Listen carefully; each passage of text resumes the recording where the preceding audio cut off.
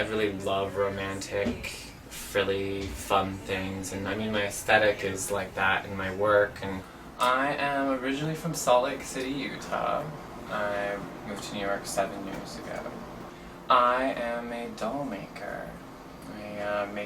I'm an artist, and dolls are my medium right now. We were always going to thrift stores, and I kind of developed a taste for just, I just was kind of like forced to kind of find that voice early on, or at least not be afraid of expressing it. Like 10 or 11, I was in a dashiki phase. I used to wear these, African dashikis, and I felt like a magical wizard. And then in junior high, I was really into like animal prints, but not like leopard. I was into like giraffes and, like really bizarre like zebra two-toned, it was a piece by my wonderfully talented friend Jillian Carosa.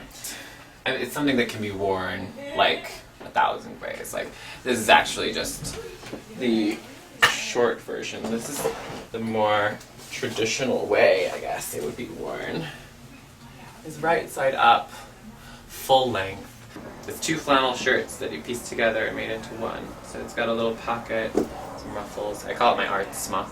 And there's these amazing vintage military boots and coats and bags and trenches, and I had already blasted my European budget, but I definitely had enough euros left for this wonderful little item.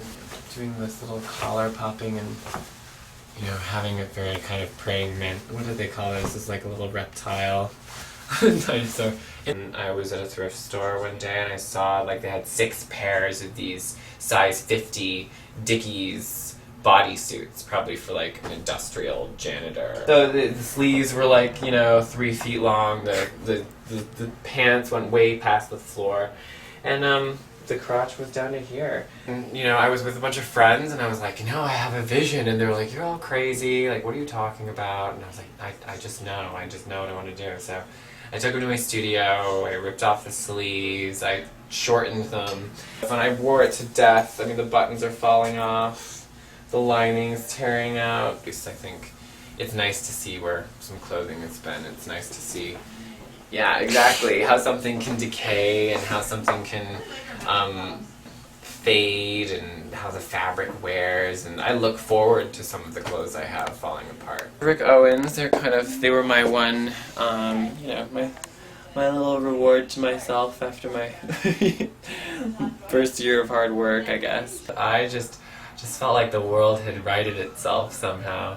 I've been thinking about these shoes for, the better part of a year. There was a point where I was like, fuck it if he calls me mademoiselle. Or, fuck it if I get a weird look. And I can see why women wear heels all the time. It's nice to be a little taller. It's nice to put on a shoe and to feel a little more, imposing, or a little more empowered when you walk into your room. It's super, super fitted. It's got its little cute elastic. I think somebody made it from like a home pattern. There's no label, there's no nothing. The sleeves were tacked up by hand, like to be this short. And the proportion's really small, and I didn't realize till I had already been wearing it, for 3 months, that I could have just ripped up in the seam, and now they're the perfect length. My great-grandmother was a film actress in the 20s, 30s, and 40s, and her name was Mary Astor. So I was raised on these really old movies. So this portrait of her that I redrew was from her 1920s silent movie days, and I put her inside of an Art Nouveau Medusa as being like a kind of protective symbol, and yet like inspirational as well. And she kind of passed on this advice to my mother, who passed it on to me, which was just like, write every day. If you want to write, just write every day.